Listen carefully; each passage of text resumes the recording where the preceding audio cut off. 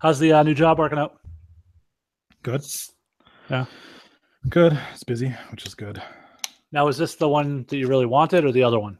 No, it's the other one. Ah. Is what it is. Yeah. We're live, by the way. Oh, okay. I should probably make sure my fucking mics are set correctly, because that would suck. Where are we here? Samsung, okay. Speakers, good. Yeah, we don't want that going over the speakers. There we go. That's better. Okay. And okay. All right. Okay. Do we have links out there? Not yet. So I'm looking just to make sure that everything is up to date on our thread here. Yeah, I went through. I deleted all these events that have already expired and added one in sequential order. So. Okay. But you can double check me, because sometimes I fuck shit up. I was just looking at Bruce City Wrestling to make sure that they didn't have the. Got to make sure that didn't update it. La da da da da, la da da da da da da da da da da. Fuck off.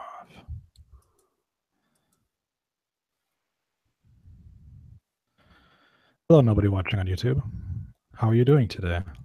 Well, we haven't shared the links anywhere, so how would they be watching? Shut up. All right. Is it my pick? Hold on.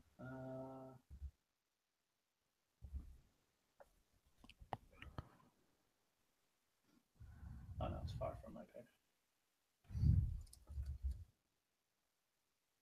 Okay.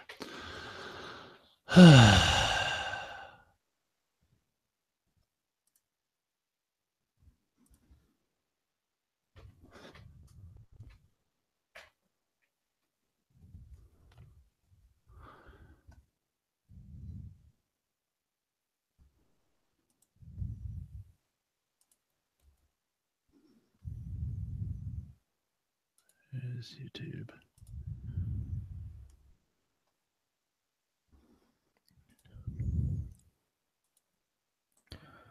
Honestly, the fuck is Shane Douglas doing? What would Shane Douglas do? While he's coming to Milwaukee or coming to West Dallas. Is he wrestling or is he just doing an appearance? Yes, he is wrestling. Oh boy.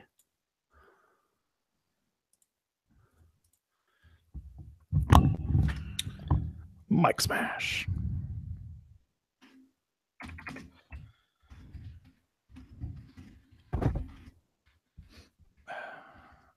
A page you manage. Rundown Wrestling Podcast. Come watch us.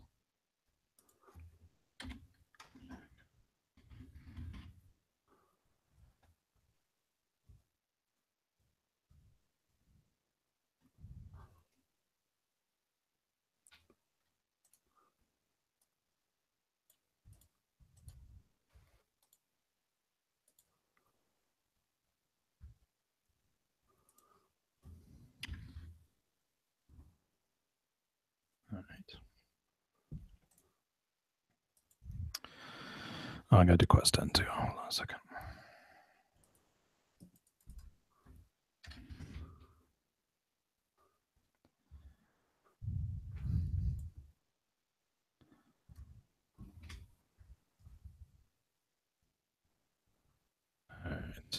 All right. Now we've got all the links out there.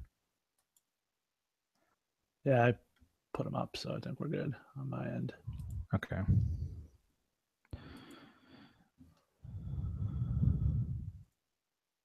That. Got the chat. My pick. All these people are still left here, huh? All right, let's go with Martellus Bennett. That would be stupid without Rio Gronkowski. All right, Delvin Cook, Carlos Hyde, Ty Montgomery. That's a mistake. Joe Mixon or CJ Anderson. Mixon is better at beating people. I think I'll go C.J. Anderson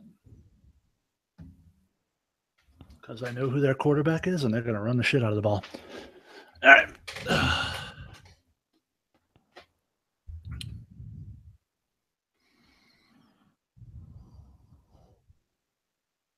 Who the fuck took Jordan Reed already? Goddamn. Larry Fitzgerald? Do these people even watch football? No. Chris Hogan. Chris Hogan in the fucking 5th round. Okay.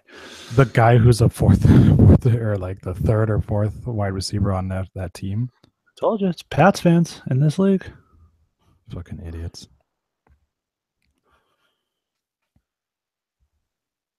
All right. Let's get this show on the road. All right. You have the recording settings correct? 48 hundo. Cool. Yeah, it lined up perfectly last week, so maybe that was the issue. Killer. All right. So let me know when you're ready. I'm ready. Gladiators ready. And 3, 2, 1, record. Welcome, ladies and gentlemen, to the main event. This is the Rundown Wrestling Podcast. I am your co-host, Troy. With me today, it's Jason. What's up, Troy? Oh, nothing much. Hey, I have a real quick question for you. What's that? There's this weird little thing next to my YouTube video of our ugly mugs. Yes. Can you tell me what that is? That would be our live chat lounge, currently occupied by the man, Ken Lockhart, in the house. It's where you can slide in. You can share your thoughts. It's easier than a DM, and it doesn't get you a sexually transmitted disease. You can share your thoughts. Let us know what you think, and we'll tell you what we think of your comments. And as always, clothing is optional. Good to hear. Good to hear. So we decided, in the interest of not making your life worse, we're going to try to shorten things up a little bit and not discuss about every goddamn thing that happened in wrestling, because not everything that happened in wrestling is any good. So with that, we are going to go to our new segment, our main topic, the Perfect 10 discussion items. So let's start things off. Jason, why can't Sasha have nice things? Yeah. It's interesting in the context, and I posted in our host thread. I don't know if you saw it, but I listened to Sam Roberts' wrestling podcast today, as I put over other podcasts on our show again. And basically, she had a lot of comments to say. And it was recorded prior to SummerSlam about how in the past, the way they've booked her, the short title reigns, the way they've really shown little confidence in her has led her to have a real crisis of confidence in herself and her abilities. Is very candid in the way she discussed it. Now, I'm wondering if somebody in the office heard that, and that had something to do with why she lost the title again so quickly. Oh, hey, it bothers you when we do that? Well, fuck you. Here, we're going to do it again. I don't understand it, because to me, you're cutting your nose off to spite your face. Alexa's over. Alexa's going to be over whether she wins that match or not. Sasha is now currently not a credible champion anymore. Next time she has the belt, not going to be credible. And to me, the biggest failing of the entire thing is that, how do I put this?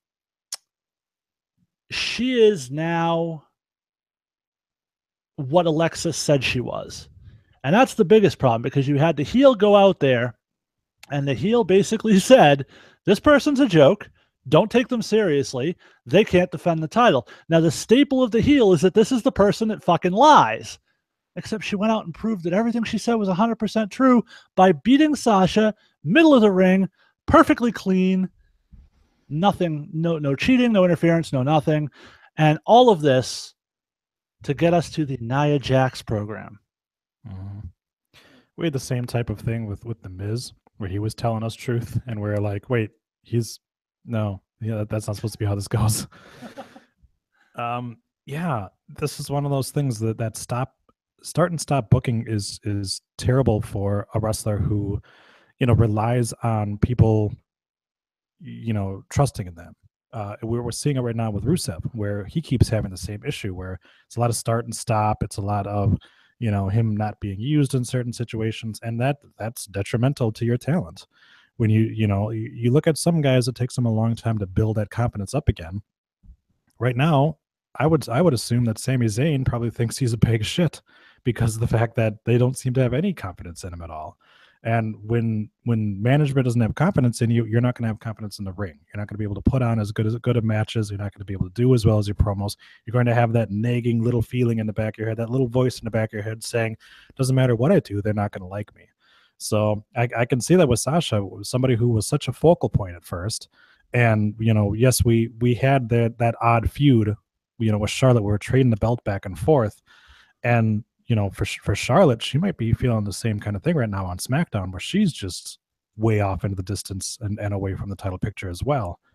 So this could be easily fixed with a long title reign, but considering what we've been hearing, in some of the rumors, and you might have some of that in the news, I don't see them putting the belt on her for a long time. So I don't have any of those rumors, so if you want to go through them, feel free. The rumor, of course, being that Asuka's heading to Raw, and that her dominant streak will continue up into grabbing that title belt real quickly, and running with it for a while. So, yeah, and the other part to me is when you look at these two shows, you have Becky and Charlotte on one show, you have Bayley and Sasha on the other show, and neither women's division is currently revolving around any of those women. And to me, that's a big failing. I mean, Becky's barely been a factor since she lost the title to Alexa on SmackDown at all. Charlotte's obviously been dealing with her family issues, but even if she wasn't, I don't necessarily see where she would have been written into any of these storylines, except maybe to put over Natty, which, God forbid. But you look at the women that they're choosing to build their Nia Jax. I'll give you Alexa, but Nia Jax, Naomi, Natalya, like, these are the girls you're building everything around. Carmella, okay, I'll give you Carmella because her mic work has been so good in this role as the chicken shit Money in the Bank person. But for the rest of them, it just doesn't make any fucking sense. I don't understand that. Yeah, it doesn't. And the problem is that, we're not really focused on Carmella till she's got that belt. So cash in would be nice. Just do it today. Just throw it up on WWE.com. Just get rid of that shit.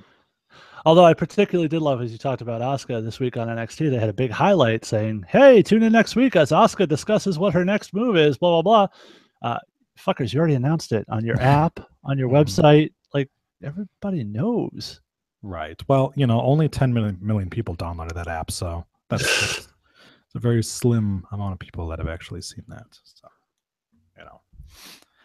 What are you gonna do? Yeah. Let's keep it negative here. We finally see Mike Kanellis just so he can job to Bobby Roode. So obviously, we talked a little bit about Mike Kanellis's problems. This felt a lot like them kind of saying, "Hey, you fucked up, and we're gonna make you feel like you fucked up." Shame on you for trying to work through injuries in this crazy business of ours by taking painkillers. Then painkillers, even though half your fucking locker room was addicted to painkillers during the Attitude Era, as well as worse stuff than that.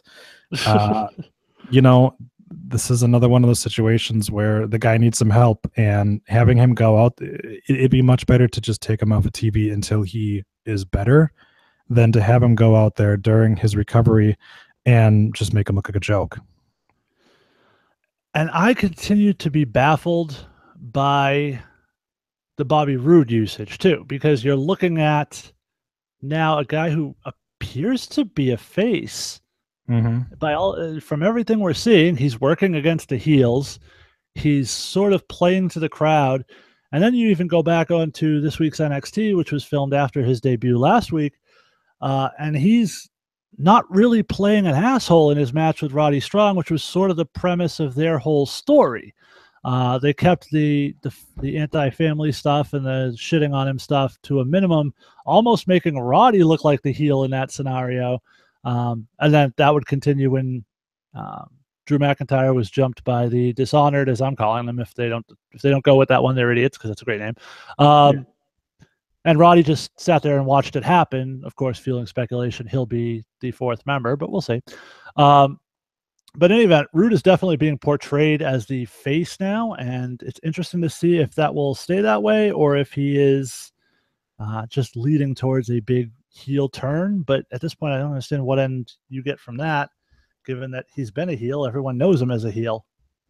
Yeah, it's one of those things where I know that coming in they knew he was going to get that the reaction he did, considering the song, how over it is, and everything like that. But the fact that they're running with it is kind of interesting. Now, there was a lot of talk of Roode taking over that spot that the Big Breakfast was going to have, but the Big Breakfast was a heel, so I thought that this was supposed to be like Bobby Roode coming up as the big heel on SmackDown, with Shinsuke being the big face. But now you're going to have a situation where you've got Roode, Styles, and Shinsuke all as the top faces, and that's a lot of talent up top. But in terms of heels, you really only got Kevin Owens.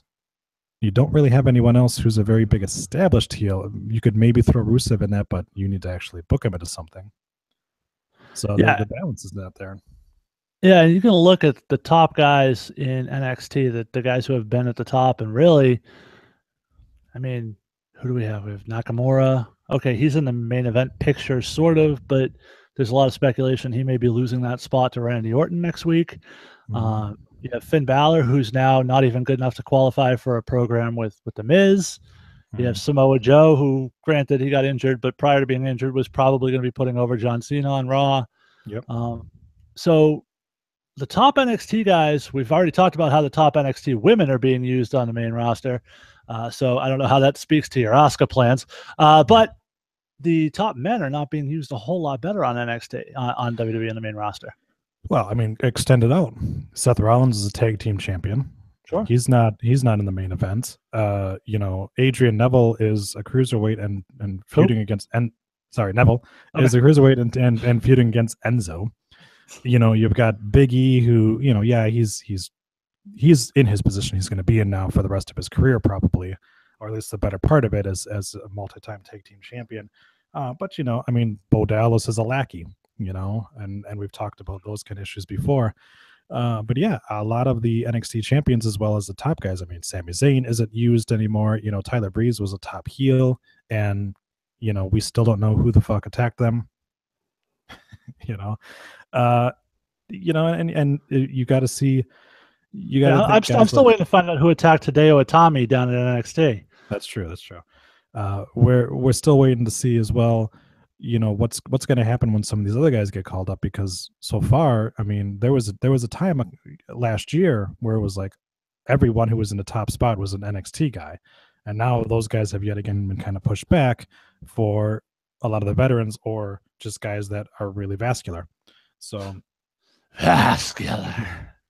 And you look at it as well that AJ Styles is not really in the main event. He's got the US belt. You can say what you will about that. The Miz obviously is still in that kind of weird Raw situation where he's always like the 8 o'clock guy or the 9 o'clock guy, but he's never the 10 o'clock guy. Well, he was for a while. When he had the belt, he was. Yeah.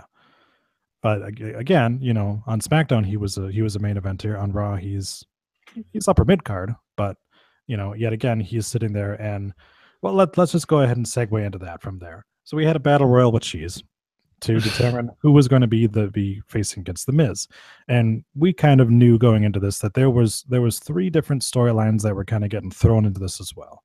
You got Balor Wyatt, you got Jason Jordan and the Miz, and you got the Clubs and the Hardys. And during the match, we saw, Finn Balor came down to, I think, the final 4, I want to say, before he got derped out of the ring, thanks to Bray Wyatt. Jason Jordan was taking out the Miztourage. The Club and the Hardys kind of traded back and forth where, they did actually get eliminated and everything like that. And then out of nowhere, Jeff Hardy wins the match. And I was sitting there going, wait, I thought we were building a Jason Jordan feud with the Miz, and that Jeff Hardy is supposed to be against the Club, but now he's going to face against Miz. Well, you got to keep in mind too, this is just a match for next week. This isn't even the program for the pay-per-view necessarily. So that is true. It could very easily be a case of they're going to have Hardy feud somehow. Keep in mind, the Hardys have been teaming with Jason Jordan. Maybe Jason Jordan gets involved there with Matt to sort of neutralize the Miztourage, and that's where we end up going to the pay-per-view. It could just be a roadblock on the way to the story we're talking about. But I did find it interesting. During that Battle Royal, there was a moment where Finn Balor sort of acknowledged the club, which we haven't really seen too much of on TV. Then when the lights went out, and Bray showed up, he threw Finn Balor out. Then the lights went off again. I was afraid we were going to see Luke Harper and Eric Rowan show up, and then we were going to get that 6-on-6 program. Now, there's a part of me that would be okay with that because it would sort of freshen up this angle, because I don't think we really need to see Wyatt and Balor again, unless there's something sort of new about it. But I'm sort of glad for Rowan and Harper that they didn't, and we'll talk more about them a little bit later on in the news. But I think they need to not be Wyatts anymore. Yeah.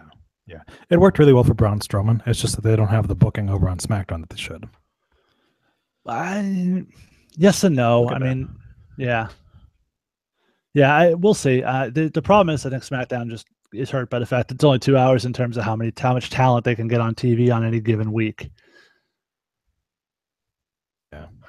We've talked to death about the talent that gets left off of SmackDown and the restraints that they have on there. But we did get Mike Kanellis this week. We did get, albeit briefly, the Perfect 10, the namesake of this segment, Ty Dillinger, which we'll talk about. And we got Aiden English. We did, and Aiden English got a win. So they are, at least, because who doesn't root for AIDS? We are. Let's go ahead and close out with the Perfect 10 there, just to get him off the board here, because we don't want to talk any longer than his match actually was. Perfect 10, losing in 42 seconds. I will say this. Mm-hmm. It was probably the most entertaining 42-second match I've ever seen, truthfully. It was booked really well. From Corbin pre-match telling us he's going to go be the one to accept the challenge, to Dillinger coming out, to Corbin being mad Dillinger stole it.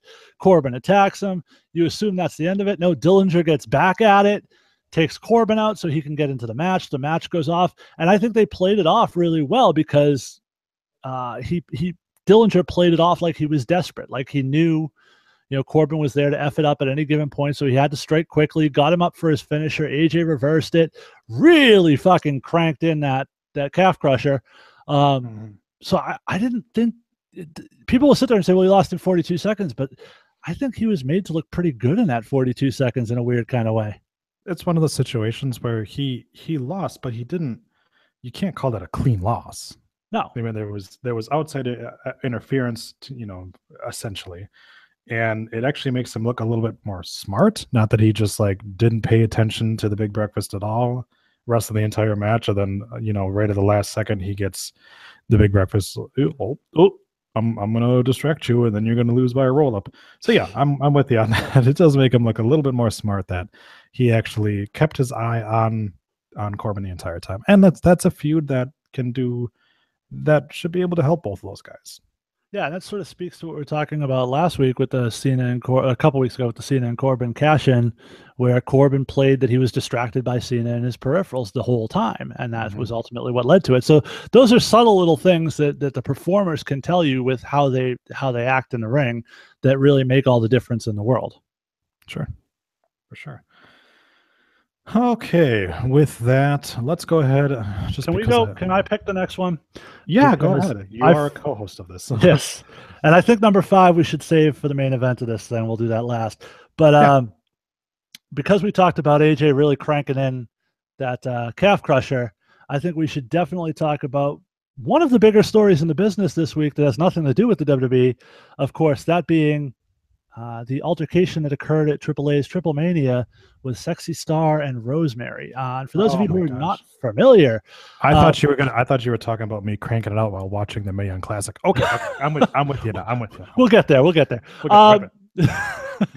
No, we're going to talk about this situation with Sexy Star, because here's the thing. And Sal brought this up in our host thread. So let's a little backstory, and we'll get to that in a minute.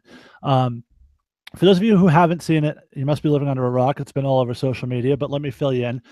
There was a match at Triple Mania last weekend featuring Sexy Star, Rosemary from GFW, and a couple other women. It was a 4 corners match. I forget the names of the other 2. One of the other women, apparently very good friends with Taya, who we've talked about on the show, her falling out with AAA and how they kind of screwed her over. for her title. Put the title on Sexy Star. One of the other girls who was friends with Taya apparently decided to start shooting during the match with Sexy Star.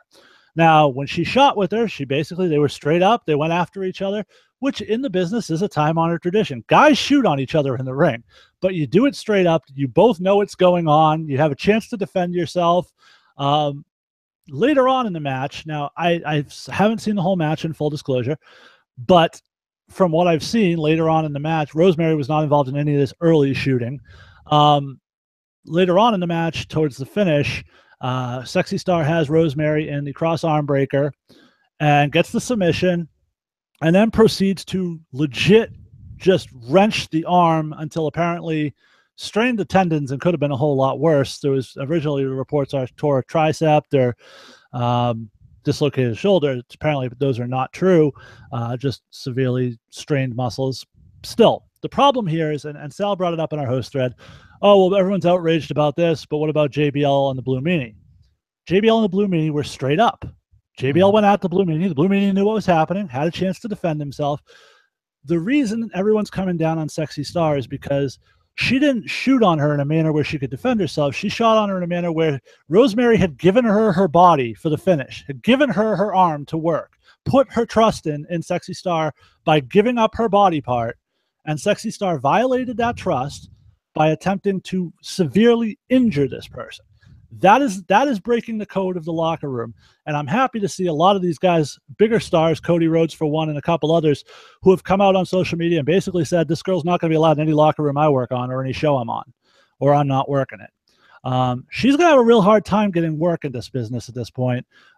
When you violate the trust of the locker room and of another competitor in a very public forum like that, it's very, very hard to correct that mistake with the rest of the locker room and the other talent in the business.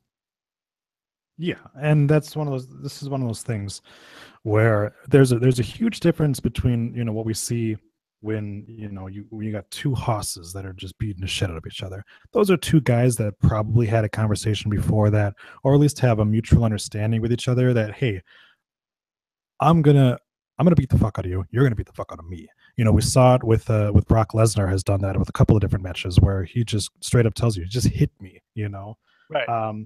We had a little bit of it with Chris Jericho and Shane McMahon, where Shane was kind of going a little bit more too shooty, and Jericho kind of told him, relax. But the difference is what happened was. But also what the difference is that those were punches. Those were laying in a little bit harder on moves to guys. This would be like if Daniel Bryan and put somebody in the yes lock. There's nothing you can do about it. There's nothing that you can do to defend yourself on that. And if Rosemary wasn't sitting there and putting in like a Boston Crab and wrenching back on the knee earlier in the match, there's no precedent for it as well. Exactly. So when you've got somebody, this is like if you're doing backyard wrestling with your buddy, and you hit him with a light tube, and he hits you with a barbed wire baseball bat in the face. It's not fair. Right. That's not how things are supposed to work. And yeah, one of my favorite things is the fact that a couple of the people who had booked Sexy Star have canceled her appearance and instead booked Rosemary. Very, very famously. Yeah. They replaced her with Rosemary. Yeah. So. Yeah. Which is perfect. Nice. Yeah. And that's one of those things. Yeah. I mean, the only person that's come to Sexy Star's defense, obviously, is her sister, which she's going to do, and while that's probably going to hurt her, in the long run, she probably cares more about being a sister to her sister than to actually be a wrestler. And yeah, like you said, this is going to be one of those things where, people didn't like working with Ming sometimes because he was a little too shooty at times. He never did anything this egregious, but yeah, there were some guys who would say, look, I'm not going to fight. I'm going to face that guy because he's too rough with me, Right. So yeah, Sexy Star actually issued a statement today, basically saying it was translated from Spanish, so who knows how much of it is lost in translation, but really not seeming to apologize very much for it. The crux of the biggest point was, I'm going to continue to fight for those who have been abused. Like, you fucking abused this poor girl just last weekend. And I'm not going to sit here and say Rosemary can't defend herself, because she's a world-class athlete, obviously. Very talented female wrestler. I don't think she gets quite the credit for how good she actually is. If you ever saw some of her stuff as Courtney Rush, she's very good. But again, we talked about it. She gave up her body. She trusted in Sexy Star, and Sexy Star violated it. Like, this woman has no place in a wrestling locker room at that point. Yeah, there's another aspect of it as well, is that, you know, for workers who are independent workers who work a lot of different companies, they're usually going to have one or two that are like their main one, and a couple other ones that they'll just do for fun or stuff like that. And if you've got somebody going into one that they, you know, like this was one of those kind of event things where you're like, oh, this is a great opportunity for me to maybe get my face up there a bit more, but my job is still with GFW, my job is with this. And if they're turning around and getting injured at these smaller ones, that can fuck up them on their larger indies that they're more, you know, getting more money from, or have like a contract where they've got a TV schedule and stuff like that. That can hurt their chances. And if they're in the middle of a big push or something like that and they get hurt because somebody decides they want to make a name for themselves, or somebody decides I'm just going to be a cunt to her, you know, that can cost her money. That can cost her a chance to re-up, you know, in negotiations and re-up on contracts and things like that too.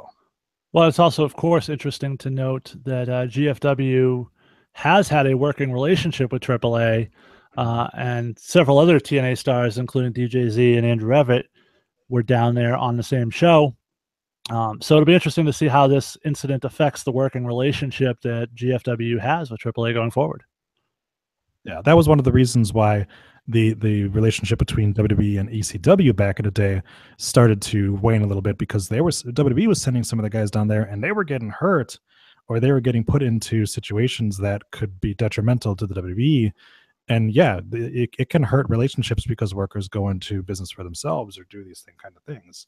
And yeah, if all of a sudden you're going to have GFW go, well, wait, you can't take our women's champion and injure her down there, or you can't take EC3 down there. Yeah, sure, he can appear in like a talking segment, but we're not going to let you have him wrestle because we're too worried that, you know, this guy is going to rip his face off.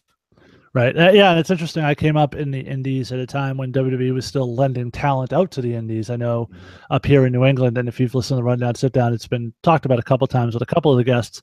Tony Rumble was a very famous promoter up here, had a very good relationship with WWE, and they would send talent down to his shows to work. And a lot of people think injuries are the real reason that people, and to a degree they're correct, but they're not correct for the reason they think. It's not so much injuries from the other workers. It's they can't regulate the rings that these guys are working in. And a lot of times those rings are not as, how we say, well-maintained as a WWE ring, which can lead to some definite injuries and problems. And I've been on some shows with some rings that were a little less than, you know, kosher, if you will, held together by string and baling wire at times. So I can certainly speak to that fact being true. But this is not a case of that stuff. This is a case of we have a working relationship with you. We sent our talent to work with your talent, and your talent intentionally tried to injure somebody that we have plans creatively for. That's going to be a real tough pill to swallow. And Dorian Roldan, who runs AAA, already has a bad reputation with a lot of people. Conan specifically, who ironically works with GFW now, his Crash promotion was basically born out of his hatred for Roldan and his desire to get away from AAA and start his own promotion down there in Mexico, and is doing very well for himself. But it's going to be interesting to see where this goes from here, because this is not going to be a quick one and done. There's going to be ramifications and repercussions from this incident for a while. Right. It's like if Cam Newton decided, hey, I'm going to do a flag football thing to try to raise money for charity, and then I got my ACL blown out because it hit me in the legs. You know? Yeah. Guess what? He's not going to show up next time. Right. Yeah. Next time you're doing a charity, Carolina is not going to help you out. Yeah.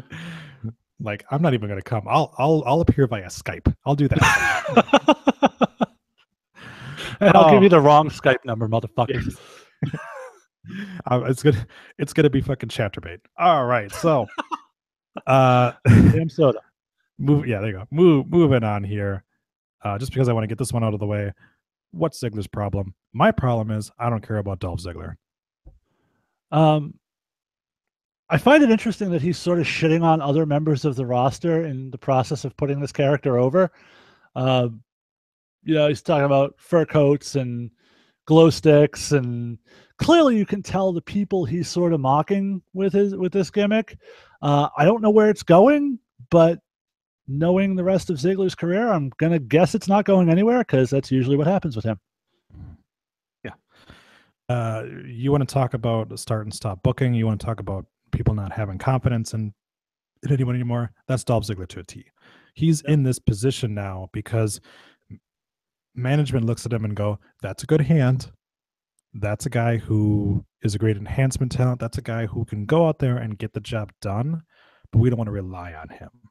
So he's always going to be stuck in that position of, let's elevate him up, knock him back down, elevate him up.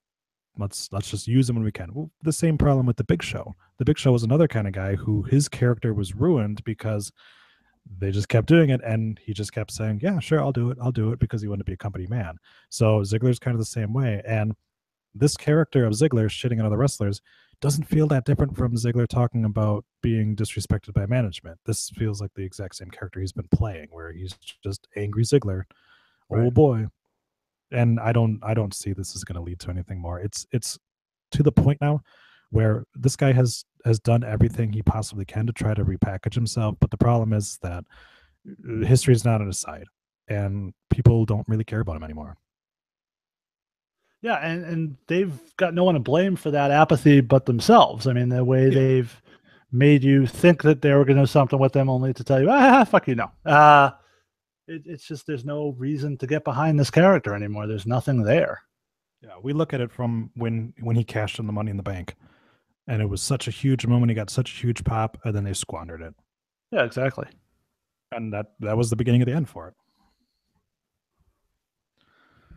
I think that's all we have to say because it's Dolph Ziggler. So. Well, and then after he cashed in, he got the fucking concussion. And of course, if you get injured after Vince puts a belt on you, goddamn, pal, we can't trust him to do anything. Yeah, they won't even let Daniel Bryan wrestle anymore because he got injured.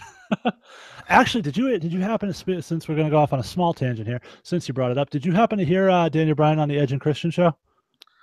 I am almost to Adam levels of behind on podcasts for the week, so I have not yet. No. Okay, I would give it a listen. I'm curious your thoughts because we've both been very outspoken in terms of our feelings on if Daniel Bryan should be wrestling again.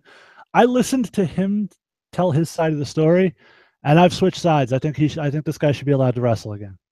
So go check it out, and I'm curious to hear your feedback. Yeah, I mean, I make a lot of jokes about it, obviously, because it's funny. It's very easy to make jokes about it, but it's like if somebody shot a hole through my hand and told me you can't jerk off anymore. Well, I love jerking off. I'm gonna find a way to do it. That's what is happening with Daniel Bryan. Is he has a company that has so much liability attached to it and so much history of mishandling injuries and stuff like that they have no choice but to say, look, we can't do it, because even though we think there's a good chance that you won't get injured and you'll be fine, there's still that small little chance that you might get paralyzed in the middle of the ring. And we have to yet again be on the 24-hour news cycle of, WWE put this guy out here even though they knew he was hurt and now he's paralyzed or he's dead, and they have to deal with that. And that's the problem, is it's their hands are tied from their aspect of it. And Daniel Bryan has a different, aspect of it where he feels, hey, I'm well enough. I mean, look, Santino Marella turned around. He was told you can't come back, you got neck injuries. He wrestled a couple of events and then retired it on his own accord outside of WWE. But there was no way that he was going to be able to have a sustained run either. And it's that very same thing. They just can't do it anymore. Christian probably would have wanted to have a nice little run before his retirement. But the guy, if he would have got another concussion, he might have not been able to walk straight the rest of his life. Yeah, so, and I haven't seen the Santino match. I've only seen pictures. I don't know how much he did or didn't do in terms of actual work in the match. Because we've seen guys who have, quote unquote, come back in tag team matches and, very protected in those scenarios. But, we've also seen guys like Shawn Michaels who were told, you're never going to wrestle again. Your back is never going to be okay enough to wrestle. Come back and for a one-off and then turn that into 6 years of top-level matches. Yeah. Oh, yeah. Yeah. And that's the thing. We hope for the best. Daniel Bryan, and maybe he'll be able to go out there and he'll be able to knock off the ring rust in ROH or New Japan or like that. Then maybe come back for WWE for a couple more matches or something like that. By that time, maybe they'll feel okay. I'm gonna do one better. I think he's coming back to wrestle for WWE. I don't think he's going anywhere else. That's a very good possibility too. It's just a matter of if they could give it enough time, this might actually be very beneficial for him. He might be able to heal fully up, because otherwise he'd want to go right back into it again. And this is the guy who came back from an injury and said, "Hey, Luke Harper, drop me on my fucking neck so I can make sure that it's okay." And guess what happened? He got dropped on his fucking neck and got hurt. This might be them turning around and being like, "This is for your own good. If we give you 2 years off of wrestling, maybe your fucking Stack of Dimes neck will heal up enough to go out there and wrestle again." I don't know. We'll see. There's still time. But speaking of take teams, are we talking about more page videos or? I mean, that's what I use to jerk off to. So, so I thought we're talking about the Mae Young Classic then. Oh no, we're getting there. It's coming. So Chad Gable and Shelton Benjamin. Yeah, Chad Gable and Shelton Benjamin took on the Ascension in a decent match. The crowd was really behind Shelton Benjamin, and Chad Gable was just kind of there. And we didn't see any of the kind of dissension that we had sort of teased last week. But it's the first match. That we got to build up these two so that way it isn't just that, like the first match, Shelton Benjamin turns on Gable and nobody cares. They want to use Shelton Benjamin to make people care about Chad Gable again, because Gable is, by all accounts, the better member of American Alpha. It's just that he because of a rib, he show over on Raw. Well, he may be a star on 205 Live someday. I don't know how much Vince is going to... I mean, you look at just next to Shelton, he looks like a child. He does. It's sort of scary. But can we get to the fact, is there anything more Vince McMahon than like, all right, Vince, we're going to move Jason Jordan over to Raw. What do you want to do with Gable? Do you want to give him a singles push? Or... Goddamn, pal, there's got to be some black guy we can swap in there. One black guy for another fucking. Goddamn, what do we got? Do we got fucking Titus? Titus going to team? No, fucking Titus can't team him. He's doing that fucking thing with the other guy. He's doing that thing with Nakamura. No. Titus is 205 Live now. No, we got to get. We got to get what's his name? The guy we used to have. Yeah, what's that guy? No. But literally, I mean, it's just like the same team. I'm glad they didn't use the American Alpha name or music, and they sort of differentiated them. I sort of liked the new music. I thought that was kind of cool. By the way, shout out to them for updating Jason Jordan's music too, because it was much better this week than it has been, and it was a much needed change. But you're certainly keeping the dynamic going that Chad Gable had before visually. Big, talented wrestling African-American guy as his tag team partner. It really sort of reeks of, just swap one for the other, which is not a good look on the company. Say this. I'm looking up both of our members here, and Chad Gable, he's felt 202 pounds, so he could be a cruiserweight. He is also an entire white man's penis smaller than Shelton Benjamin, a good 6 inches. So, it looked like more than that. It looked like a foot and something. So it did, but at least in terms of what they claim is the sizes of Chad. That's just that's worked. Fuck that. That's not even true.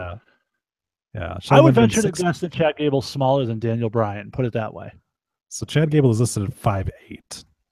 So what is Daniel Bryan listed as?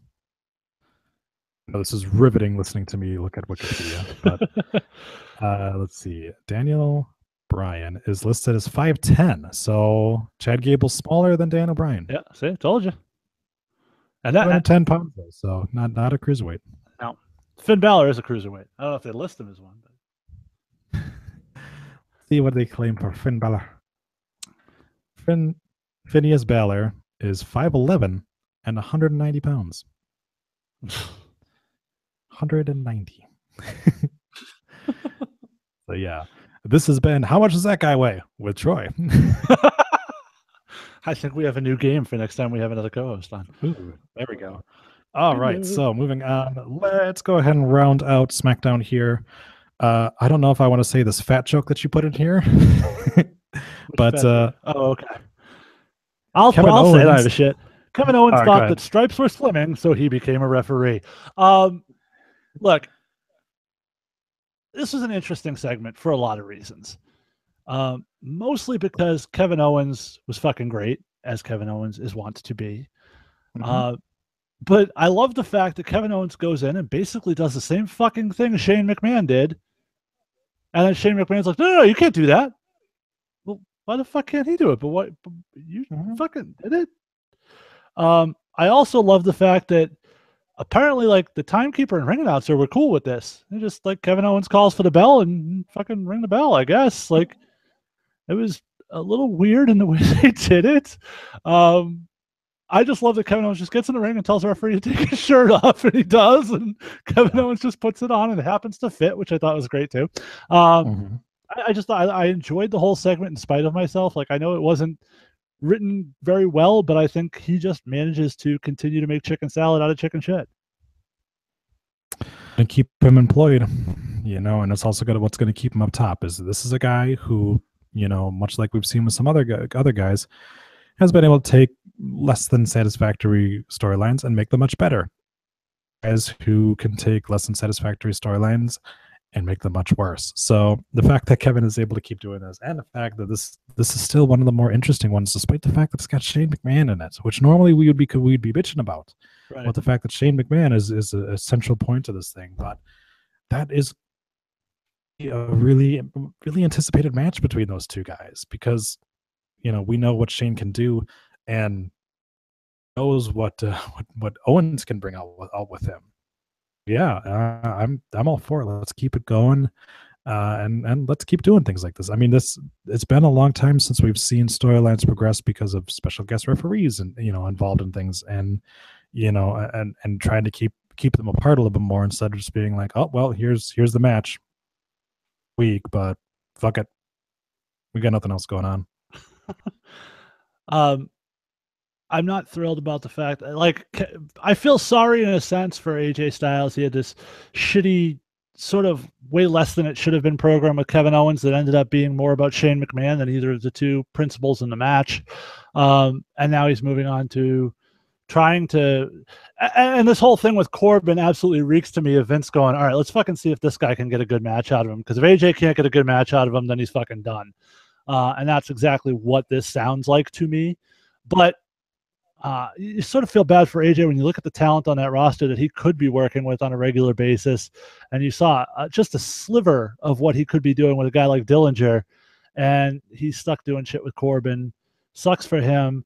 Owens, same boat. Now he's off he's going to be doing a program with Shane McMahon instead of, competing for the title and feuding with Nakamura and fuck SmackDown. And I know you hate when I talk about this live TV gimmick, but look at what they've done with Nakamura on TV. You have the first Cena Nakamura match given away on TV, no pay-per-view, no build. The first Nakamura Owens match, free TV, given away, no build. And next week, the first Nakamura Orton match, given away, free TV, no build. They're burning through all the cool matches they could do with Nakamura and doing them with very little consequence. Yeah, and that's another one of those things where guys that you're not using matches in order to, instead of doing that, you could have Shinsuke take on Eric Rowan and have Randy Orton interfere, or things like those kinds of things in order to build storylines. It's lazy writing to just be like, all right, well, let's just do this fucking match. Maybe we'll get some eyes on it, but who cares that it doesn't feel as special the first time you see it, because here it is just on a random fucking July 31st episode of SmackDown, whereas you want to have these matches where people can go, do you remember that match that they had at No Way Out? Oh, that was fucking great. Let's pop it on the network. Yeah. Instead, they got to be like, what the fuck day was it that the two of them fought each other on SmackDown? Shit. Right. Well, I mean, you just look at the No Mercy card as opposed to the SummerSlam and WrestleMania cards. It's so far the better fucking show than the two biggest shows of your year. Yeah. And part of that is, football, but, Sure. part of it is as well that Part of it is reasons. SummerSlam, yeah, those ones where, much like WrestleMania, that they're trying to bring in, some other eyes to the product, and maybe it's not as much for us as it should be. What are you going to do? We'll see. All right. So we got two more to talk about. So get your pants off. Let's talk about the Mae Young Classic. Now, have you seen the Mae Young Classic, any of the episodes yet, Troy? No, I intend to try to watch it this coming next week. Okay. Well, the second slot, I believe, drops Monday night after Raw. So you'll have, come Monday, you'll have the entire first run right up to the finals. So I don't want to get into too much. I don't want to spoil too much of it for you, even though I know you already know the results, as you've given away some of them to the rest of us. That's my job. Yes. But in any event, some interesting thoughts coming out of the first one. I love the Jazzy Gabbert versus what name are they making her use now? Abby Lath match, Kimberly. Yep. That was tremendous. It was very physical, very hard hitting, very good storytelling within the match. I very much enjoyed that one. There were a lot of very kind of matches in this thing. I wasn't overly impressed. Marty Bell, I thought, looked horrible. I'm interested to see when you actually check that out. And I'm not surprised. I'm not a Marty Bell fan. Yeah. But I think if you're going to select girls for this thing, it's got to be girls who are able to compete at that level, shall we say. Yeah. I did find it interesting, and you talked about when you were spoiling it, some of the surprise upsets in the first round, and there were a few. Again, without getting into specifics, some that I really question why they did it that way. I can say that Sarah Logan might be my new crush.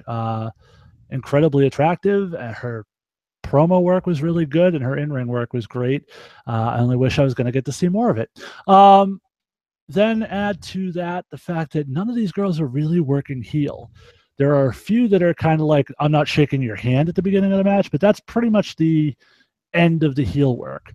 Not really establishing it. It is a very NXT crowd in terms of let's go so-and-so, let's go so-and-so.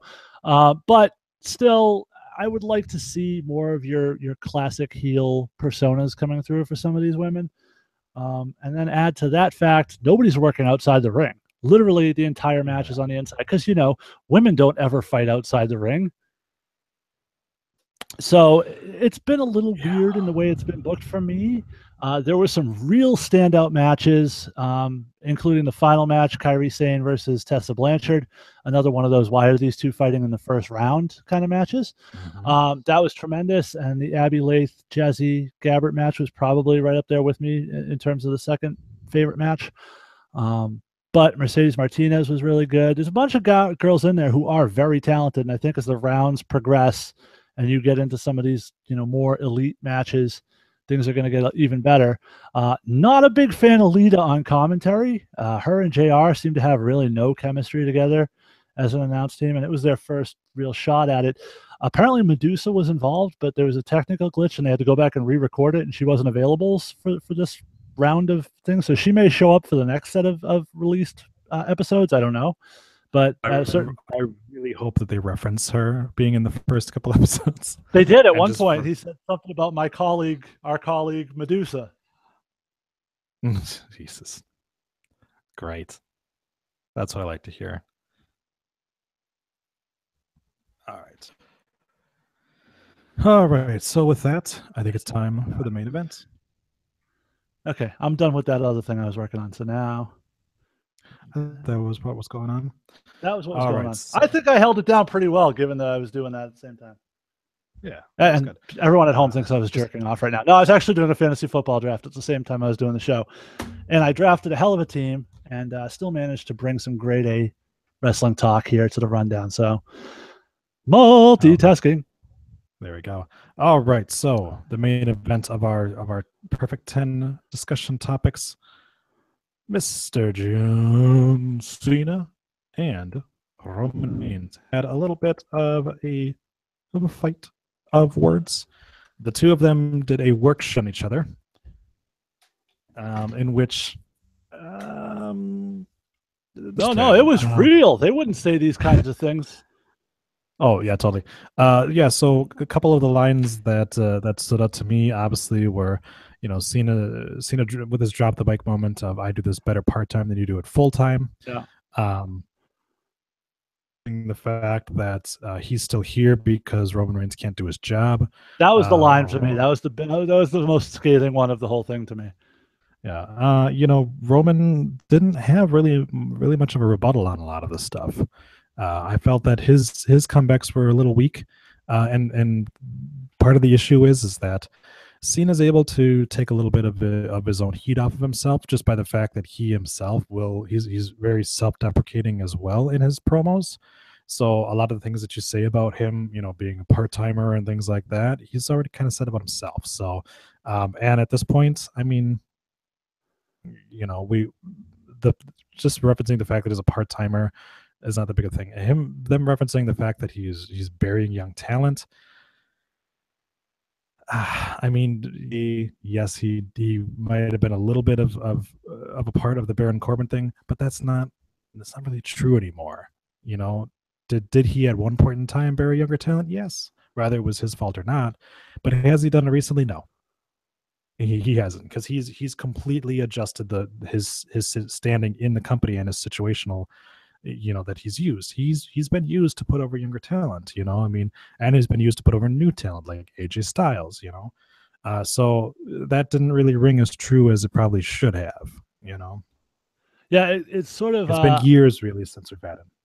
Yeah, I sort of equate it to, do you remember that movie Eminem did, 8 Mile, several years back?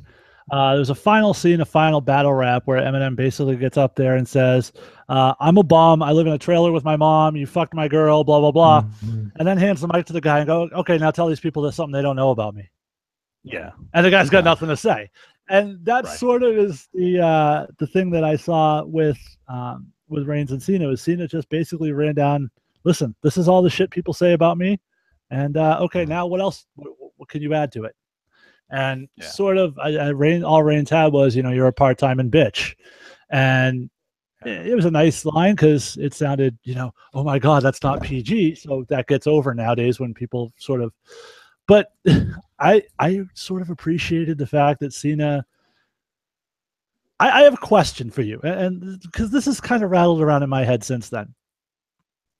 The moment that a lot of people are talking about where Roman very clearly forgot his line. And Cena called him out and said, listen, big dog, it's called a promo. You're going to have to learn how to do them if you want to be a top guy kind of deal. That's almost struck me as a worked thing. Did that come across to you as legit, or did you feel like that was sort of worked in there on purpose? It's tough because it was pretty convincing, but at the same time, I feel like Roman hasn't really had that problem before. He's always been, I mean, it can happen to anybody, but he's always been pretty good about remembering his lines and things like that. And yeah, I could see them doing something like that to make, because right now, I mean, obviously they're trying to make Cena, they want Cena to win this battle, because, Cena, that's his strength. He can talk. Right. So Cena can win the battle of the words, and Roman can back it up with his wrestling ability and his strength. So I could see that being something that they just worked in there. On top of that as well, the people who are sitting there and saying, "Oh, it's a shoot, it's a shoot." Listen, if it was a shoot, Cena would have been bringing Roman Reigns was on Adderall, and Reigns would have been bringing up the fact that John Cena cheated on his girlfriend and then cheated on that girlfriend with another person and was married before, and some of the problems that he had with banging people back when he was younger. That's behind the locker room stuff. That's stuff they wouldn't bring out in public. Exactly. But in any event, I thought this promo was great. I thought they were attempting to recapture some of the Rock and Cena stuff. Roman's not the Rock. Let's be honest. He's not the Rock on the mic. He's not the Rock in stature. This match is not going to have the same sort of anticipation that one did, mostly because we're only waiting 3 weeks as opposed to an entire year to get it. But I'm It'll be, looking forward to this twice in a match. lifetime. This is, to me, a match I'm very much looking forward to. We'll get to predictions a couple weeks from now, and I'm interested to hear, how other people think this is going to play out. But I loved this opening salvo. I thought it was a tremendous way to start this bit off. I would have preferred to sort of end it without the tag team match, just sort of have them face off, square off. But I also like the fact that they're not getting physical with each other yet. Let's save that. Let's keep this, because again, we're living in a world where this is something very rare. It's special. We haven't seen it before. Strowman and Lesnar, same deal. Let's keep them apart. Let's keep the physicality to a minimum until we get to this match. So I'm glad they're doing that at least. But yeah, I'm very much looking forward to this. And I think next week we're probably going to see some sort of a segment or a gimmick where Roman kind of comes out on top, because I thought Cena came out on top this week by design. And I think next week Roman comes out on top. Yeah, for sure. I couldn't agree more with that sentiment. Yeah, it was good. I'm interested to see where we go from here. And was it so? On the scale of promos we've seen this year, would that be at the top of your list? Not at the tippy top. It was good. I enjoyed it. Can you think of one that you think of a better one off the top of your head? Because I had a hard time coming up with another one that I liked that much. I mean, Festival of Friendship, probably. Yeah. Maybe that promo afterwards with Owens in the spotlight. Mm-hmm. Yeah, I can see that. I really liked the Miz on this past Monday as well, though. His promo, towards Angle was good. Can we talk about that for a second? Go ahead. Yeah. Him yet again telling the truth on things, saying, hey, I'm being disrespected because, my belt wasn't on the line. The lineage of the Intercontinental belt is being disrespected as well. Angle kind of ruins that segment a little bit, because it was a very weird where he says, I was actually coming out here to give it the respect that it deserved. It's just, Angle for me isn't working yet. I thought this was the most loose that he seemed so far, though. I thought it was one of his less wooden performances. It still just doesn't feel organic to me. I will say he was probably one of the better parts of the Cena and Reigns, just because of the facial expressions he was making in the background as he was reacting to everything being said. And go, oh, yeah. But you had something to say about the Miz? Yeah, I don't know if it was done intentionally because you're sort of playing out the disrespect angle, but I thought they left him to look like a fucking idiot. You open the show, his music's playing, and then you cut to and he's standing in the ring like an idiot, not saying or doing anything. And then you take the time to cut to the announcers who do their whole intros. Like, you couldn't do the announcer intros, then have the Miz and his boys come out, so they're not just standing there like morons with their music playing, waiting for fucking Michael Cole to say, hey, I'm Michael Cole. And it struck me as really uncomfortable and just made the Miz look less than. And maybe that was the intent, and maybe I'm falling for the rib here, but it just seemed like it was sort of a shitty way to book somebody who's supposed to be one of your top guys.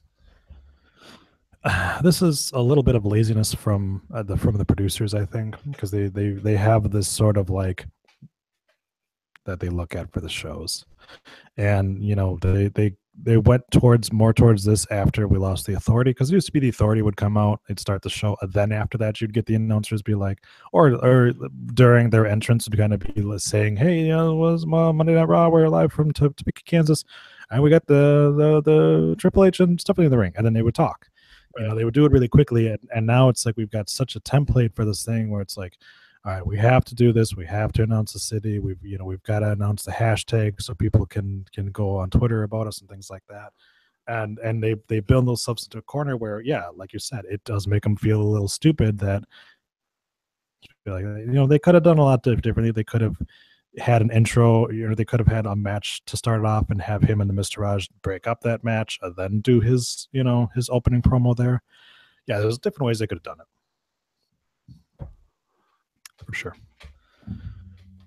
All right. Anything else to say about Cena and the Rock Light? I think we've covered it all, but I'm really looking forward to seeing where it goes from here. All right, perfect. Well, with that, let's head on over to the news desk. And leading off the news this week, some happy news, I guess, to pass along. It feels like it's been a while since we've led off with some good news, but WWE Hall of Famer Ric Flair posted his first message on social media since his health scare earlier this month, saying, quote, "Sometimes you have to get knocked down lower than you have ever been to stand up taller than you ever were." That's what he wrote on Twitter, followed by "Nate will be back." Flair's fiance posted an update on his health on Monday, saying he's doing very well for a man who underwent emergency surgery and was fighting for his life just 2 weeks ago. Wendy Barlow wrote on Facebook, "I wanted to update everyone on Rick's progress, as so many people have been reaching out and offering their prayers and support. He's doing very well for a man who has been through so much. He will begin physical therapy shortly and will be stronger than ever and back out enjoying all the fans sooner than you would think. I can honestly say I have witnessed a miracle," end quote. Dave Meltzer reported after Raw on the Wrestling Observer Radio that Flair is no longer bedridden. It was noted that while he's out of the water, he still has a long way to go. So personally, as a fan growing up, I'm very happy to see that Ric Flair kicked out at 2 one more time. Ladies, I just want to say, I can't do a Ric Flair accent. We touched on this a little bit, but we'll go through it anyway. As reported Thursday night, Asuka relinquished her NXT Women's Championship to William Regal at Full Sail University. It hasn't aired yet. It will air apparently now next week. They changed the scheduling. Asuka suffered a collarbone injury during her match against Ember Moon at TakeOver Brooklyn 3, and as a result had to vacate the NXT Women's Championship. The segment should air next week. Dave Meltzer reported on Wrestling Observer Radio that the WWE officials are considering having the winner of the Mae Young Classic be crowned the new NXT Women's Champion. The finals are scheduled to take place live from Las Vegas on Tuesday, September 12th, after SmackDown Live goes off the air. Asuka, for her part, is headed to the main roster as NXT General Manager William Regal said he is negotiating with both Raw and SmackDown to bring her to one of those brands. I didn't know he was her agent. Asuka is expected to be out of action with the injury for 6 to 8 weeks. According to James McKenna of Pro Wrestling Sheet, Asuka is slated to make her first official main roster appearance at TLC, Tables, Ladders, and Chairs, on October 22nd at the Target Center in Minnesota. This is, interestingly enough, a Raw-branded pay-per-view. She has appeared on a few select main roster live events in the past, but she was considered an NXT superstar at the time, so TLC will be her first official main roster appearance. Now, we talked about the Asuka sort of stuff here. The thing I wanted to touch on just a second is that whole concept that the winner of the Mae Young Classic might be given the NXT Championship, which to me sort of devalues that championship because Ember Moon wasn't in this tournament, Peyton Royce wasn't in this tournament, Billie Kay wasn't in this tournament, Liv Morgan wasn't in this, and you're talking about the actual regular competitors who we have seen on NXT. Sarah Logan and Lacey Evans, I think, were pretty much the only two NXT girls on there. So how are you going to say, we're going to take this tournament that doesn't feature any of our NXT stars of that division and then make it for the belt? And by the way, all you other people who we didn't put in the tournament who are actually been on NXT for a while building characters, Ruby Riott, Ember Moon, sorry, you guys don't even get a shot to win it. I guess for me, if I was to put my fantasy booker hat on, I would say the winner of the Mae Young tournament gets the winner of maybe a battle royale from NXT for the NXT championship. But Sure. to just outright be like, here's the belt, even though you didn't really face any of our NXT people, yeah, that I'm with you on that. That doesn't really feel good.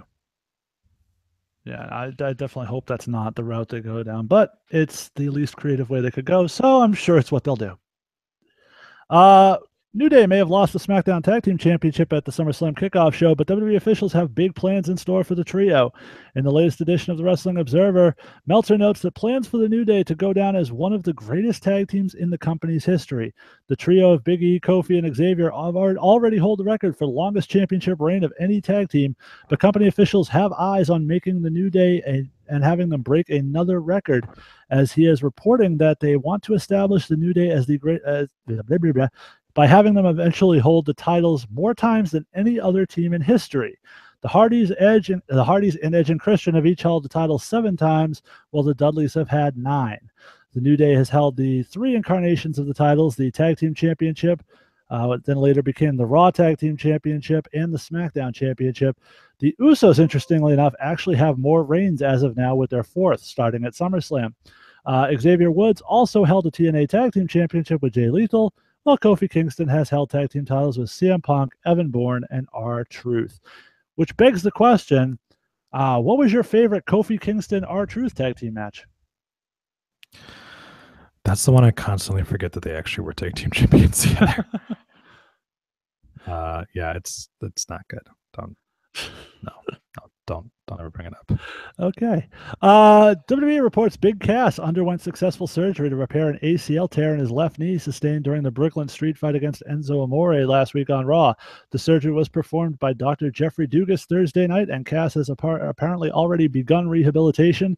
He could be out of action for up to 9 months, which would put his return in May, probably landing him off WrestleMania. That's a tough pill.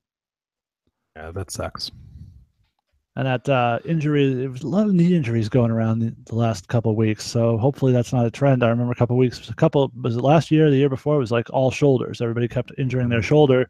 This year it seems to be the knees. So hopefully we can buck that trend soon and get guys healthy, because the product suffers when the best talents you have are not available. Not that Cass is necessarily the best talent, but he was in the middle of a pretty decent push. So, or at the start of it, I should say.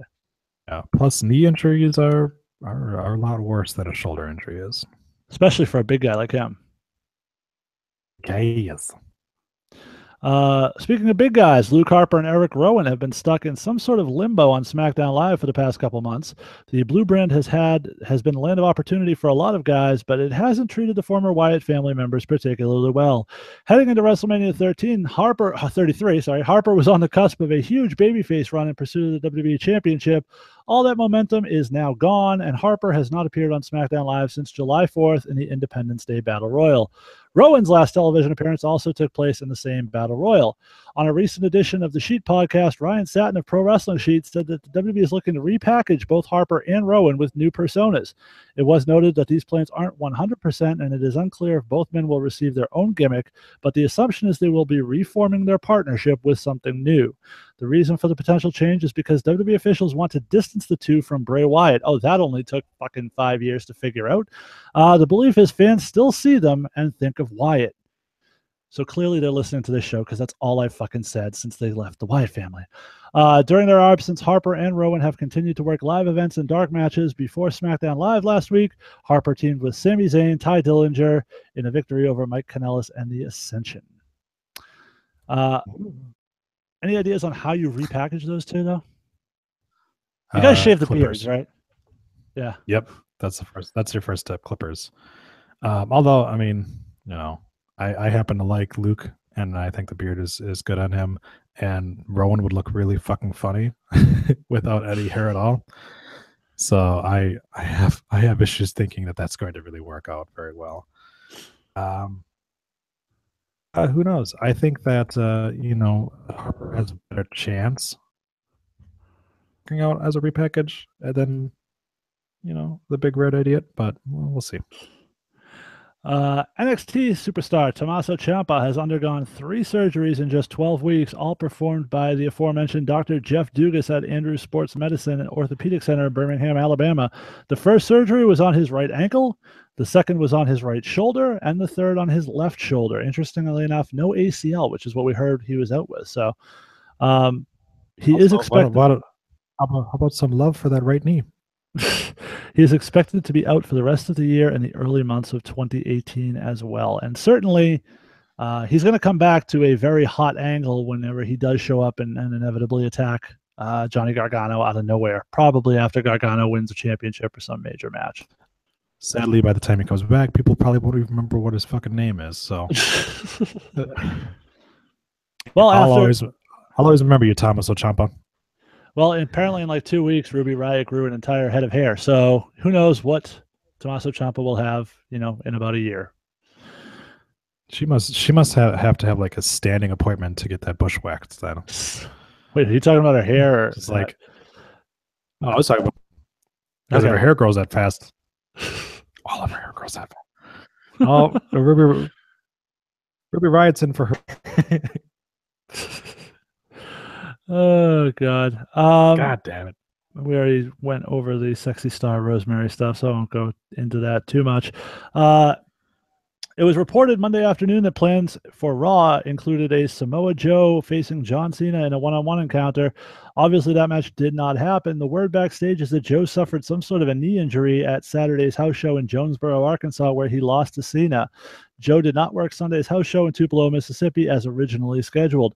The belief among some people in WWE is that Joe's injury could keep him sidelined for at least 4 weeks. WWE has not yet acknowledged the injury on television. Had the match gone down, it would have been their first ever singles match on WWE television. Before either were stars, the two faced off a few times in 2000 for Ultimate Pro Wrestling, a California-based independent pro wrestling company that operated from 1999 to 2007. They wrestled for the first time inside the WWE ring last Friday in Carbondale, Illinois, with Cena winning. We talked about the knee injuries going rampant, and it really sucks for Joe. He was really getting hot. And starting to be established as a top guy on Raw, which is a spot that not a lot of people thought he would eventually get to. And a program with Cena, or even a run with Cena, could have been some real money for him. So sucks to have this happen to him at this particular point. Yeah, very much so. I think that he'll be fine, but yeah, taking off TV might actually be helpful to him. So we'll see. Well, he hasn't been on that long. It's not like he's oversaturated at this point. I worry about him losing steam at this point. Yeah, that's true. But I mean, yeah, you have him come back and rape Paul Heyman again. He'll be fine. Oh, that's a visual I don't need in my head.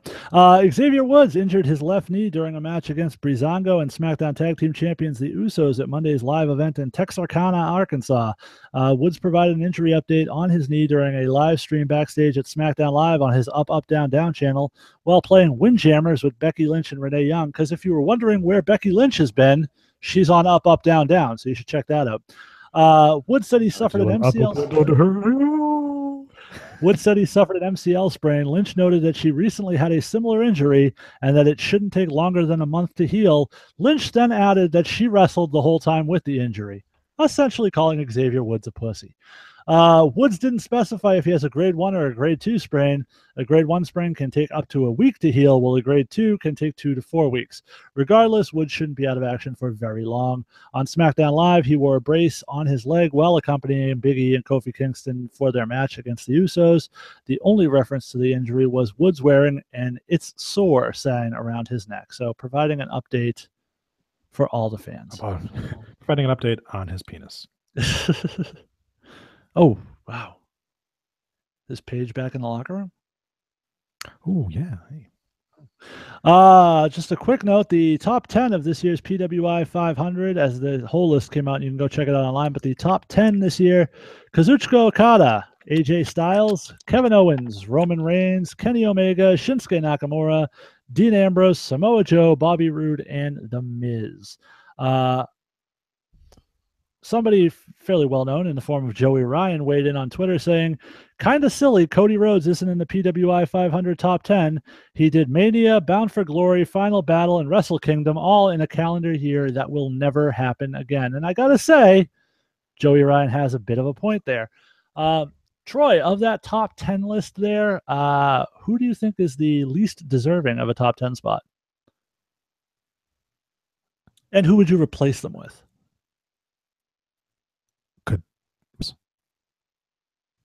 What's that? I feel like it was Dean. It was Dean Ambrose. I feel like it was Dean Ambrose. Yep, number 7. 7. I thought it was 8. And you would replace him with literally anybody else. Okay, well there you go. By the way, quick shout out to our fellow podcaster and a buddy of mine, the Kingpin Bryan Malonis, number 426 in the PWI 500. So the Kingpin making moves. Good on him. So what's that? So close. I expect him to move further up that list next year. That is going to do it for the news desk. Back to Troy. All righty then. So with that, My thing is gone. Where the fuck where did it go? There it is. All right. Yeah, I think the formula worked. We ran through this shit pretty good. Yeah, Covered a there we lot of go. stuff and still got a pretty good time frame. That is true. Go ahead and let us know if you like the new format or if you like us.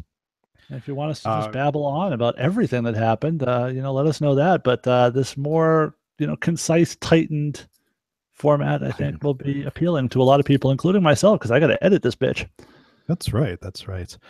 All right. So that does it for this Thursday, August 31st. That's right. Tomorrow is September. It has been 151 days since Brock Lesnar won the Universal Championship from some old motherfucker. Technically, Asuka is still the NXT Women's Champion. Just saying. Till next week. That's true. That's true.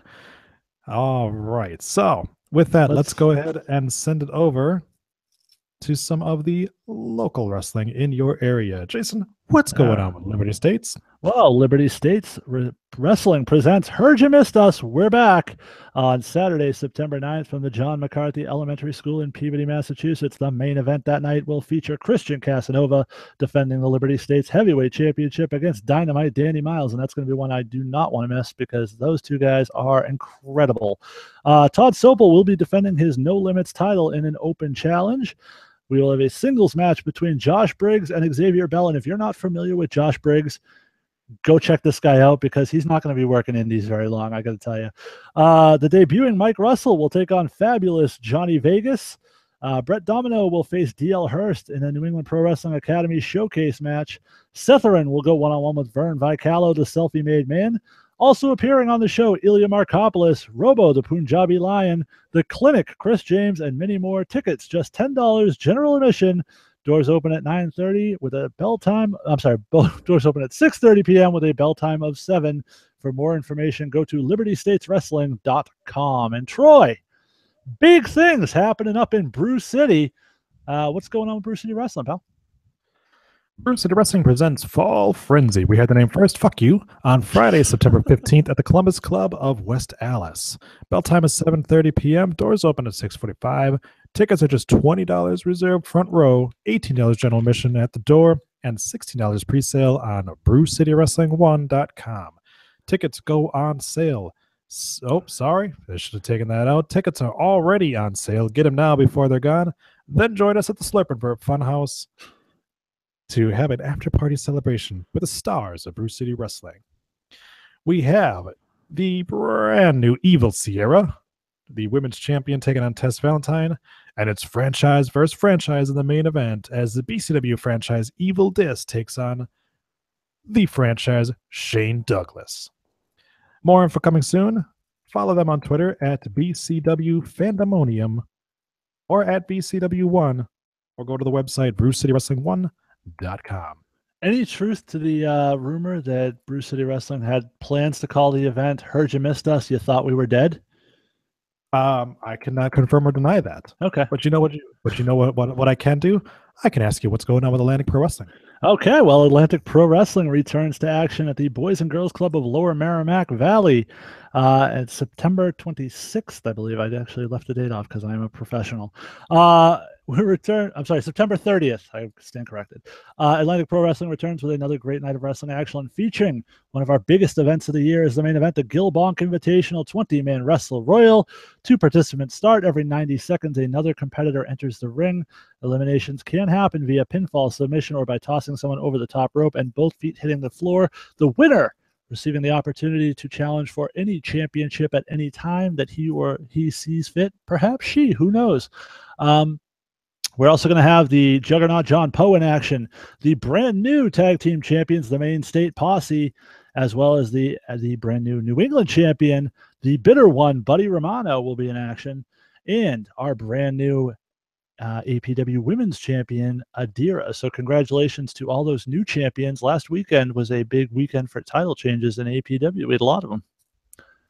Right. And finally, Lucky Pro Wrestling presents We Stole This Name from a Better Wrestling Organization, Saturday, October 14th from the Elks Hall in Clinton, Massachusetts. Already signed for the first time ever, the ALPW tag titles will be on line in a last team standing match. The Aristocrats defend against the Heavy Hitters, and this is the Hitters' last chance at tag team gold in LPW. If they lose this match, they will never get another title shot. Ever again. Also, Riot, Kellen Thomas will take on Big Jim Anderson, and also announced Brick Mastone will defend the Hard Knocks Championship against Cam Zagami, and the return of a fan favorite Halloween Battle Royale. Devienne will defend her LPW Women's Championship in a four-way dance against Delmi Exo. Delmi Exo, Adira, and Asana. Sorry. That's okay. I try my best. I try my best, but you know, if you spell your name fucking stupidly, people are gonna misunderstand it. So, with that, I'm sorry. Didn't you read Evil Dis earlier? I mean, DYS. His name is Evil. His name is Evil Dis. I'm just saying. You know, weirdly spelled names are not exclusive to New England professional wrestling, my friend. I know. This is why I usually read the New England promotions and you read the Bruce City Wrestling ones. Well, there's only one. I got to find another Wisconsin one so I can throw it in there. There you go. What was the other one but with that, what was the other one that Aesop Mitchell told us he wrestled for? I forget. There was Bruce City and there was another big one too up there. We'll have to find that out. What's that? Badgerland. Probably Badgerland. No, that wasn't it. Something else. We'll figure it out. I'll look into it. I'll throw it in here later. All right. So, hey, Jason, do you like reading? Do you like books? I actually do. I just started a new book this week. Oh, do you like reading books? I do like to exercise my mind with a good read, yes. Well, fuck that shit, because you can actually listen to books on your favorite device. Head on over to audibletrial.com/rundown for a free audiobook and a 30-day free trial. How does Amazon not hire us to do these reads for them, like, nationally? I don't know, man. I don't know, because we're fucking good at it. All right, head on over to Twitter and tell us what you think at Rundown Podcast. Drop us an email, rundownwrestling@gmail.com, preferably with dick pic attached. Leave us a voicemail at 617-863-6967. That's 61 Rundown 7. And you can be unlike Sal this week and actually leave us a voicemail. That motherfucker's slacking. Find us on Facebook by searching Rundown Wrestling or going to facebook.com/Rundown Wrestling. Go over to YouTube. I might be changing the the logo for our YouTube account weekly at this point now. Head on over to youtube.com/Rundown Podcast or search for Rundown Wrestling. Because if you search for just Rundown, you're going to get a bunch of The Rock and Shawn William Scott, whatever the fuck his name is. That's true. If you'd like to make a donation to the show, paypal.me/Rundown Wrestling to make donations to the guy who isn't here anymore. By the way, Troy, as we were talking prior to the show, I've been having a little bit of a digestive issue this week. Is there anything you could recommend that might help me with that? Well, I guess if you're one of those losers who actually likes to read instead of listen to books, because Andy will not send me a fucking free copy of this, go to tinyurl.com/Distant Horizons to go and chase those Distant Horizons, because the man, the myth, the legend, Andy Lister, has written a book, a chapbook, and it's a bunch of poetry. And it's for Uranus. Rundown Wrestling Podcast is a member of the Questionable Endeavor Network, or as Adam likes to call it, the first and only one that matters, even though he's a shithead. So go over to questendnetwork.com, head over to shadowvane.net to give some more support over to Andy. Follow Tuning Japanese on iTunes and Stitcher, the Raw Attitude Podcast on iTunes, Stitcher, and SoundCloud, the Slasher Sanitarium on iTunes and Stitcher, Pawn Stars on iTunes and Podomatic, New Blood Rising on iTunes, Words of Geekdom on iTunes and Stitcher. Or if you would like to check out some of the other fine shows available for the Questionable Network, stay tuned in to the Rundown Wrestling feed here, because we've got awesome shows. We had the part 2 of the Jason Rumble interview, and we had Nitromania with an actual special guest, which means that the show actually went longer than 10 minutes. But I understand. Look, I get it. I get it. The Nitromania podcast is perfect to listen to if you've got to take a really big shit, because you're probably going to be done with the podcast before you're done taking a shit. But this one's really funny, because the man himself, Henry Hugepix, the suplex throwing human duplex from the Raw Attitude Podcast, is on this most recent Nitromania podcast with Adam, the host that is no longer here.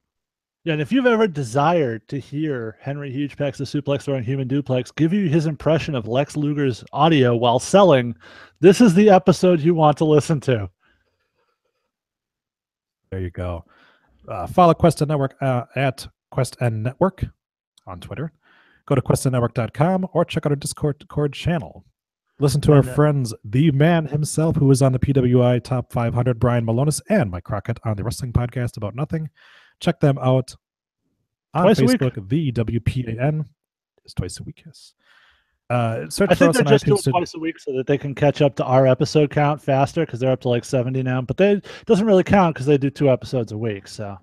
Yeah, well, I mean, our episode count is getting a little bit higher if we actually counted all the other shows that we do. Well, yeah, fair enough.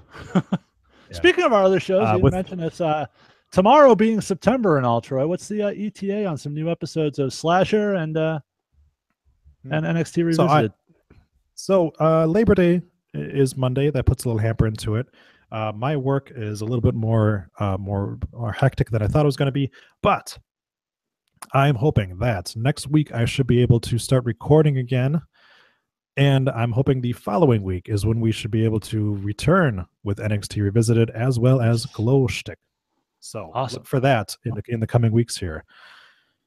Head on over to iTunes and give us a 4-star review because we don't broadcast live from the Tokyo Dome. And well done. Thanks to everyone who's listening. Thanks to everyone who watched on YouTube, but that was really nobody. Hey, Kenny was in there. Kenny was hanging out for a while. Yes. Thanks to Ken Lockhart, who this week took over the Lockhart Lounge. You yourself can come on to the show. We broadcast live every Thursday, 7:30 Central Time, 8:30. What are you guys over there again? Pacific? Eastern. Whatever the fuck you are. Eastern. Sorry. Eastern. That makes sense because you're over the East. All right. So thanks to Kenny. Thanks to Jason. Thanks, Troy. Appreciate it. Thanks to Ray Williams for the logo. And thanks again to Jason for our awesome new theme song. Next week, we've got more of the same. We're bringing it next week. We are bringing it next week. Look for us to have a little bit more in-depth talk on the Mae Young Classic, as I'm hoping to Troy will have actually watched it. I'll actually have watched it, yeah. As long as everyone is cool with the new format, we're going to continue with the Perfect 10.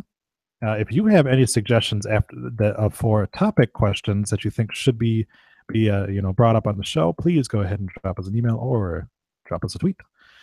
And with that does it. Jason, take us home.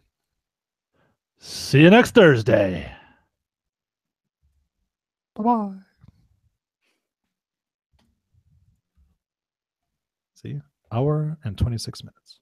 Boom, motherfuckers. That is what I call good. That is expedient as fuck. Yeah. I love the show, but sometimes when I look and see a 3-hour show, if I look at my own, like a different podcast, and I see a 3-hour show, I'm gonna go, oh man, that's gonna take me like fucking 4 days to listen to on car rides. Right. So yeah, 1.5-hour show, perfect. We got to throw Andy's little shit at the beginning of it. Yeah, I did it. Did I do it no, we don't. Oh no, because it's August. It'll be over. Yeah, it's over. Cool. That makes life easier. Free. And we can find out how terrible we did compared to the Shadow Vein. So yeah, Andy just threw that shit on there. Yeah, there was no chance that Shadow Vein doesn't win. They have 1,000 listeners every week. Right. Yeah, we have 100 if we're lucky. 52-ish. 52-ish. Yeah. Yeah, we don't need to be live anymore. I don't think we don't have any watchers, do we? Do we have any viewers? I just clicked away from it. Hold on a second. Let me check. Is anybody out there watching? It says nobody. So we're good. All right. Let me go ahead and